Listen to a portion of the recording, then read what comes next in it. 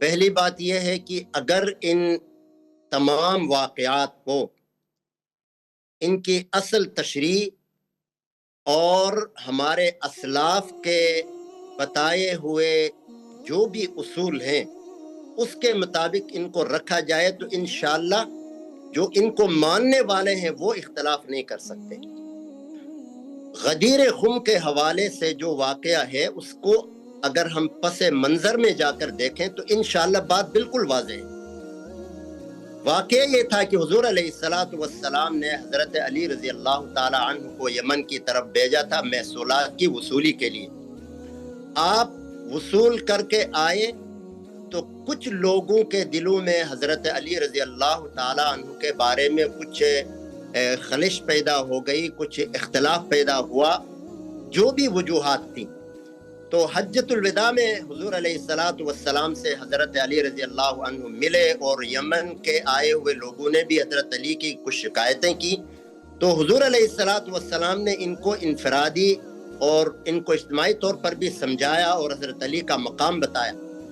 لیکن حج سے واپسی پر یہ جو غدیر خم ہے، یہ مکہ اور مدینہ کے درمیان ایک کنواں ہے، غدیر کنویں کو کہتے ہیں، خم علاقے کا نام ہے۔ تو غدیر خم کے کنویں کے پاس آپ صلی اللہ علیہ وسلم نے یہاں پر جتنے لوگ آئے تھے اور ان میں اکثریت یمنی حضرات کی تھی، اس میں یہ نہیں کہ آپ صلی اللہ علیہ وسلم نے 1,24,000 کے سامنے یہ واقعہ بیان کیا ہو۔ یہاں ایک نقطہ یہ ہے کہ اگر حضور علیہ السلام نے حضرت علی کی ولایت کو بیان کرنا تھا تو آپ حجۃ الوداع کے عام خطبے میں بیان کرتے، واضح کرتے کہ لوگوں علی میرے بعد خلیفہ ہوگا۔ اس میں کوئی چھپانے کی بات تو نہیں ہے، بلکہ آپ نے اس عام مجمع میں بھی اس بات کو بیان نہیں فرمایا۔ یہاں پر آ کر واپسی میں راستے میں جہاں آپ کے ساتھ چند 100 لوگ تھے، آپ تاریخ اٹھا کر دیکھیں، یا کوئی بڑا مجمع نہیں تھا، چند 100 لوگ تھے اور اس میں اکثریت یمنیوں کی تھی، تو آپ نے لوگوں کی باتیں سنی تھی، آپ کو پہنچائی گئی تھی کہ وہ پھر بھی حضرت علی کے بارے میں کچھ باتیں کرتے تھے۔ تو آپ صلی اللہ علیہ وسلم نے یہاں بھی ان لوگوں کو جاتے جاتے جمع کر کے بتایا کہ بھائی دیکھو، میرا جو علی سے تعلق ہے پہلے اس کو سمجھو، اور پھر وہ بات کہ من کنت مولاہ فعلی مولا، اللہم والی من والاہ وعادی من عادا۔ اب یہاں پر مولا کے بارے میں، اس کی تشریح کے بارے میں اختلاف ہے، اس کو مختلف معنوں میں لوگ لیتے ہیں۔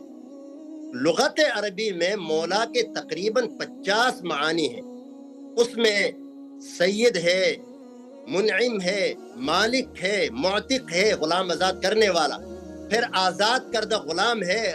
آپ صلی اللہ علیہ وسلم نے حضرت زید کو مولانا کہا، اور اسی طرح بہت سے معانی ہیں۔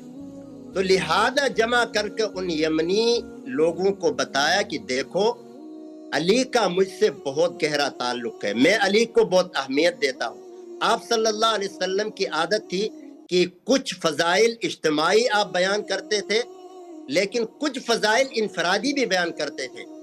جیسے حضرت سعد کو فرمایا ارمی سعد فدا کا ابی و امی، یعنی حضرت سعد کو آپ نے فرمایا میرے ماں باپ آپ پر قربان۔ اس طرح اور بہت سے صحابہ کے انفرادی فضائل آپ نے بیان فرمائے ہیں۔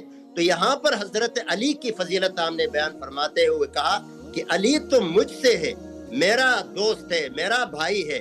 تو پھر یہ جو مولا کہا، اس کے مختلف معانی میں سے یہاں پر ہم یہی لے سکتے ہیں، من کنت مولاہ، بس یہ بات میں مکمل کر دوں، فعلی مولا کا مطلب یہ ہے من کنت احبہ فعلی یحبہ، یعنی جو مجھ سے دوست اور مجھے اپنا دوست اور محبوب جانتا ہے وہ علی کو بھی اپنا دوست اور محبوب جانے۔